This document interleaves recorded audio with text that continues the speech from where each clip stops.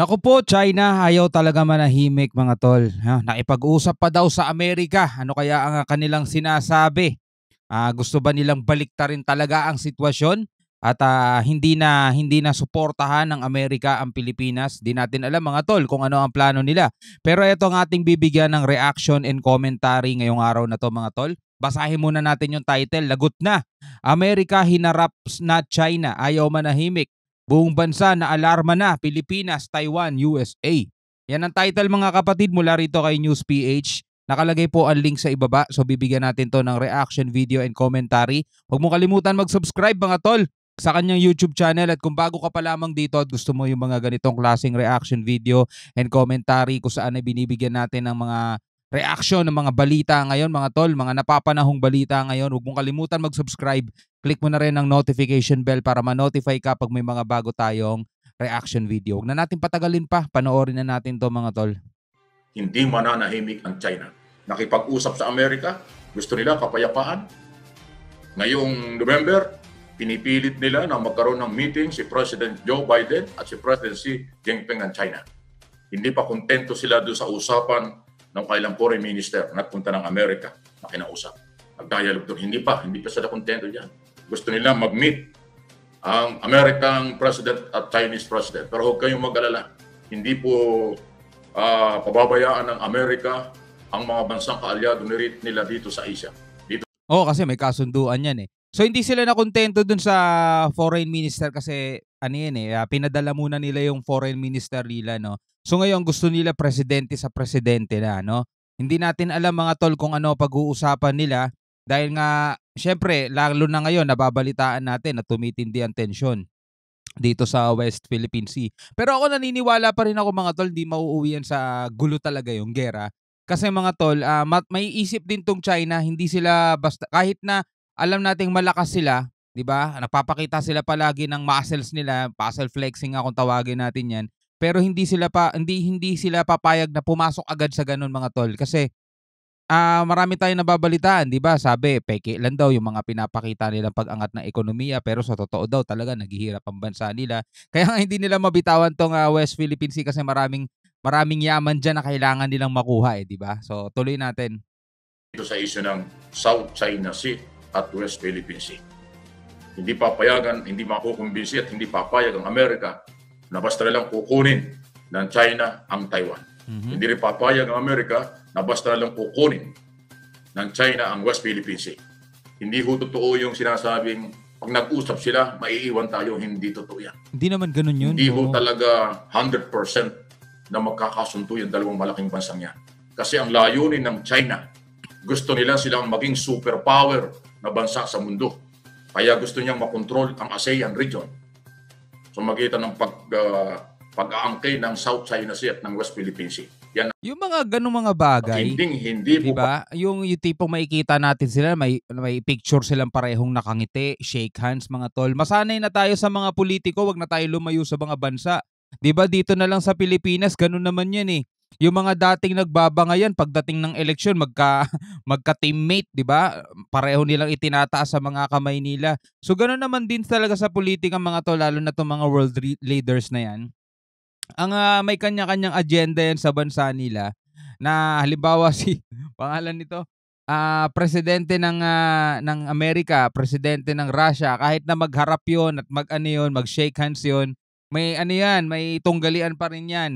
Yung presidente ng Russia at may napanood ako, yung Russia at saka North Korea.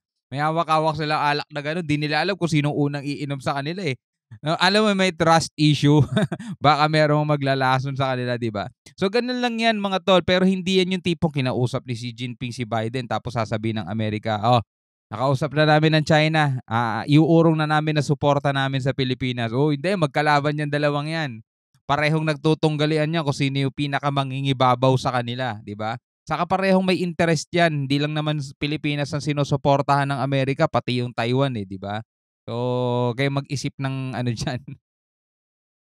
Ng South China Sea at ng West Philippine Sea. Yan ang layunin ng China. At hindi po papayagan ng Amerika. Hindi ako spokesman ng Amerika. Hindi ako maka-Amerikano dahil ako pinaglalaban lang natin dito prinsipyo. Hindi papayag ang Amerika na sila'y malampasan sila'y talunin bilang superpower na Ng bansa kahit sa anong mundo. bansa. Hindi mangyayari. Mhm. Kaya kahit sila nag-uusap, may mga limitasyon yan.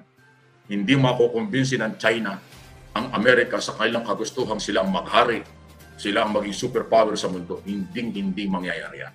Tandaan yung sinasabi ko. Meron kasi nagsasabing, naku, delikado yan. Baka tayo iwanan na ng Pilipinas. Baka tayo iwanan ng Amerika, magkasundo yung dalawang bansa. Para sa kanilang interes, hindi ho mangyayari. Maniwala kayo. Ay hindi po mangyayari. Kaya ho, ngayon tayo mga Pilipino, tama yung sinasabi ni Secretary Kibo Teodoro. Hindi naman tayo tuta ng Amerika. Tama. Hindi tayo aasa sa Amerika. Tayo ay maninindigan para sa ating karapatan at kakayanan. Ang Amerika tutulong lang dahil under ng Mutual Defense Treaty. Ang maraming mga bansa voluntaryong tumutulong dahil alam nila international law ang ipinaglalaban ng Pilipinas at yung ating national law. Yes. Atin ang exclusive economic zone, West Philippine Sea. Ayun ang ating panghawakan. Okay? Alam niyo, Yung mga nagsasabi nga Pilipinas tuta ng Amerika, ano yan, reverse psychology na ginagamit ng mga propagandist ng pro-China, mga tol. Para lang matawag, para lang alam mo yun, hindi kami pro-China, kayo nga pro-US eh. Mga nagsasabi ng mga kapatid, mga pro-China yung mga yon, hindi mga pro-Filipino yon. Kaya galit na galit sila sa Amerika, tapos pilit nilang ipinapasok yung China na gusto nila mapalapit ang taong bayan sa China. Hindi na epektibo ginagawa nila. Lalo pa napapasama dahil yung ipinagtatanggol nilang bansa, iba ang ginagawa, no, sa West Philippine Sea. So paano na ngayon nila ipagtatanggol yan? yung Chinese communist government, di ba? O yung sinasabi nila, hindi sila komunista pa rin ang dating. Mhm. Na-influensyahan ng kailang gobyerno o kailang mga mamamayan gamit ang social media at media sa China Yes. na talagang masama, pinasasama ang imahe ng Pilipinas sa buong China at ang Pangulong Marcos. Grabe po ang paninira. Pati yung dating Pangulong Ferdinand Marcos Sr. idinamay na Mhm. ng paninira ng mga social media at ng media at ng mamamayan ng China sa buong bansa nila. Mhm. Kaya alam niyo, bilyon ang tao dyan. Hindi lang natin lahat maintindihan ang kanilang mga lingwaheng ginagamit dahil Chinese ang kanilang ginagamit. Pero sa mga news na lumalabas na merong mga sa interpretation ng mga Pilipinong nakakaintindi sa mga ginagawa ng China, massive po. Parang lumalabas, talagang inimpluwensyahan ng People's Republic of China ng kailang gobyerno, ang kailang mga mamamayan. Masama Grabe. ang Marcos, Mhm. masama ang Pilipinas. Mhm. May akusasyon pa silang ibinenta na raw ng Pilipinas, ang Pilipinas daw ibinenta na sa Amerika. Wow, anong bebenta? Totoo. May accusation silang ganun sa bansa nila, no? Ang tindi nun. Yung talagang ganun ang pinapaniwala nila sa mga taong nakikinig sa kanila para lang talaga, sabi sa inyo, hindi tayo papasok, hindi rin sila papasok doon sa putukan talaga. Eto ginagawa nila, no? Yung pag-impluwensya nila sa bagay, mga komunista to mga to, di ba? So, ganun ang gusto nila mangyari, mga tol. Magpakalat sila ng mga disinformation. Di ba sabi nga ng AFP, binabudgetan niya ng China, ginagastusan niya ng malaki. Kahit dito sa Pilipinas, mayroon silang ganun. Mga binabayaran nila yung mga yon para magpakalat, mga influencers daw kung tawagin. Kaso hindi sila maka-influence, no? Hindi talaga nila iniintindi ang international law, independent foreign policy, at saka po yung Mutual Defense Treaty. Lahat yun wala sa kanila. Kaya yung malalim na relasyon between Amerika at Pilipinas, pinapalabas ng Chinese government at ng kailang mga media, social media, sa kanilang mga mamamayan at sa buong mundo na kailang mga mamamayan na ang Pilipinas ay ibinenta sa Amerika. Naku. Maling-mali po yun. Kaya huwag tayong palilang. At pati po yung mga dating kaso, dating issue sa mga Marcos, hinuhukay ng Chinese media at social media. Sinisiraan. Pati yung dating Pangulong matagal nang wala, sinisiraan pa nila. Naku. Okay? So Ang grabe tindi. po. Nasanay kasi sila.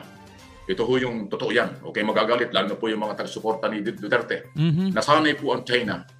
Lalo Ang na yung mga Pangulo ay si Duterte. Lalo na yung mga taga-suporta ni President Duterte.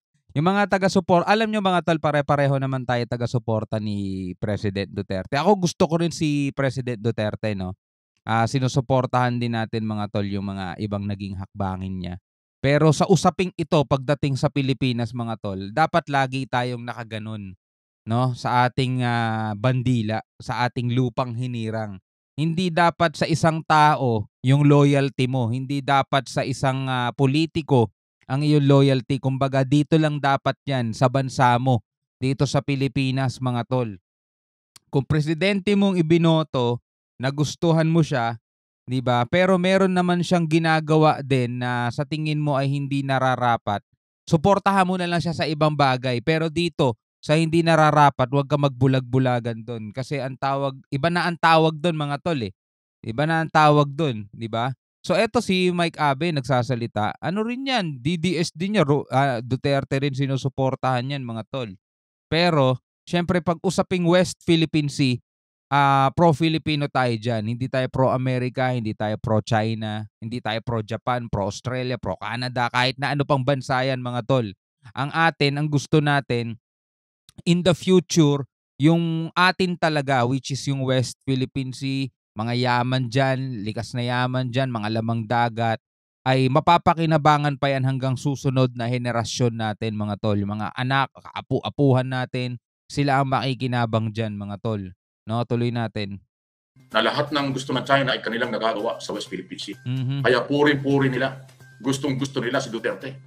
Parang maswerte sila dahil nagkaroon tayo ng Pangulong Duterte na nagawa ng Chinese government at ng kanilang mamamayan ang kanilang gusto sa West Philippine Sea. Mhm. Kaya sikat na sikat yung Duterte sa China dahil kakampi. At Mhm. ang feeling ng China, kakampi nila si Duterte o kinakampihan sila. Mhm. Okay? So ngayon, nung bago ang administrasyon noong 2022, nailagay nga si Pangulong Marcos ng taong bayan, nagbago at dahil pumosisyon, nanindigan, ipinaglaban ni Pangulong Marcos ng Military at Department of National Defense ang teritoryo ng ating bansa. At hindi ho ito pwedeng makuha ng kahit sino. Yan ang paninindigan ng gobyerno. Aba, nagalit na ang China. At ngayon ay tuloy-tuloy na yung paninira nila at pinapalabas dahil sa paninindigan ng ating gobyerno sa ating teritoryo, pinapalabas na tayo ay ibinenta na sa Amerika. So malaking panlilin lang ito. Kaya kung ito pinapaliwanag, definitely gagamitin po ito ng mga pro-China, Pro-China. vlogger at media. Gagamitin ito ng mga puno ay nagmamalasakit sa ating bansa. Pero pro-China sila. Yung ginagawa sa China, gagawin din dito sa atin ng kanilang mga supporters sa followers. Kasi nga yung global disinformation na nakunang sinabi ng Amerika na meron ng ganung ginagawa ang China. Global disinformation. Para linlangin ang buong mundo at paniwalain sa kanilang paniniwala ang China. Meron ng disinformation sila. Meron. Sa iba-ibang lugar sa mundo. Ngayon ng Pilipinas, ganun din. Meron, kahit dito sa Pilipinas may mga napapanood tayo rito mga tol, 'di ba? Paulit-ulit nga natin sinasabi sa mga reaction video natin, yung background nila, mga bayaning Pilipino, 'di ba? Hindi daw sila pro-China, pro-environment daw sila, pinoprotektahan lang daw ng China ang environment. Pinoprotektahan ng China environment ng Pilipinas mga tol, no? Anong pakialam ng China doon? Dapat sa Pilipinas 'yun. 'Di ba? Wala silang pakialam na protektahan pa 'yon. Tapos haharangan nila, tapos ayaw nilang papasukin yung mga mangingisdang Pilipino. Tapos sila kahit gabi, magbubukas ng napakalaking ilaw para hulihin lahat ng mga isda na nandoon, 'di ba? Yung mga ginagawa ng mga pro-China rito hindi na talaga uubra mga kapatid. Tulad nga ng sinabi ko, dapat ang loyalty nyo hindi dapat sa isang politiko, hindi dapat sa isang tao. Kailangan yan sa bansang Pilipinas din. Kasi Pilipino tayong lahat mga tol eh. Halimbawa na lang, ito si President BBM, di ba? Sa ngayon, nakikita natin siya talaga naninindigan at ilinilalaban niya yung West Philippine Sea. Pero pag dumating ang panahon na ayaw na niya, nakipagkaibigan na rin siya sa China at hayaan, mag-utos siya na hayaan na lang para wala nang gulo. Hindi, 'di ba? Marami ding babatikos diyan mga tol.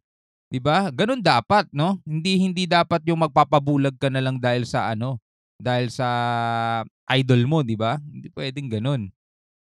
Meron silang kakampi rito, may mga Pilipinong kumampi sa kanila at yung kanilang ginagawa, panlilin lang nila sa lahat ng mamamayan sa China, Chinese, hindi lang sa kanilang bansa, kundi sa buong mundo, susundan yan ng mga pro-China vlogger at media at political analyst kuno na one-sided pabor sa China.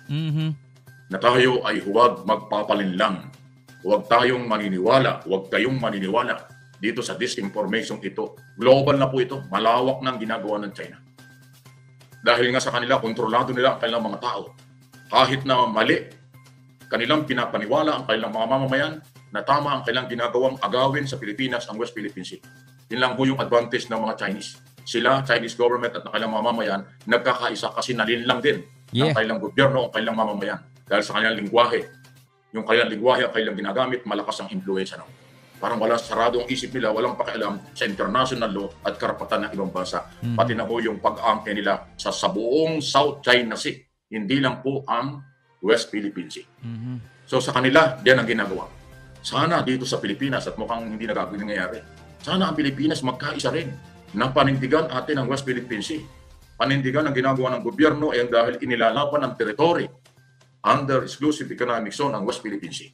Sana ganun. Pero hindi po nangyayari yan dahil nga may mga pro-Chinese na vlogger, media, at mga media fora, nag-gege sa mga media fora, press conference, kung ano-ano, na mga di umano ay sila Pilipino, nagmamalasakit sa Pilipino, pero kabaliktaran ang ginagawa. Tama. Pabor sa China. Mga Tsekwang nagpapanggap na Pilipino. Kasama sila sa panlilinlang sa mga Pilipino. Kasama sila sa panlilinlang sa mga mamamayang naninindigan dahil atin ang West Philippine Sea. So, inuulit ko, kaya ko po pinapaliwanag ito para aware kayo. Para maging aware din tayo lahat mga tol. No, may mga na reaction ng video na rin tayo dyan, mga pro-China. Ewan ko, malamang yung iba sa inyo na lagi namang nanonood dito, meron na tayo nabigyan ng reaction video dyan, mga pro-China, no? Napapakita sila na kunyari ay makabayan sila, hindi sila pro-China, Pilipino sila, pero mga mata nila, singkit na singkit, mga tol. Tapos, apelido nila. Doon pa lang sa apelido, makikita mo mga tol eh. Mga 3 letter lang yung apelido. Diba? At lagi lang sinasabi, walang kasalanan ng China. Hindi kasalanan ng China yan. Yung pagkasira ng mga bahura, yung mga pagkasira ng mga corals, sinasabi nila, hindi kasalanan ng China yan. Kasalanan daw yun ng mga dynamite fishing, mga cyanide fishing ng mga Pilipino. Kasalanan daw yan ng Coast Guard dahil ang Coast Guard daw nagpapatupad ng dyan. Mga patrol-patrol dyan. Biruin mo, no? Halos hindi na nga papasukin ng China Coast Guard yung mga mangingisda natin eh. 'Di ba?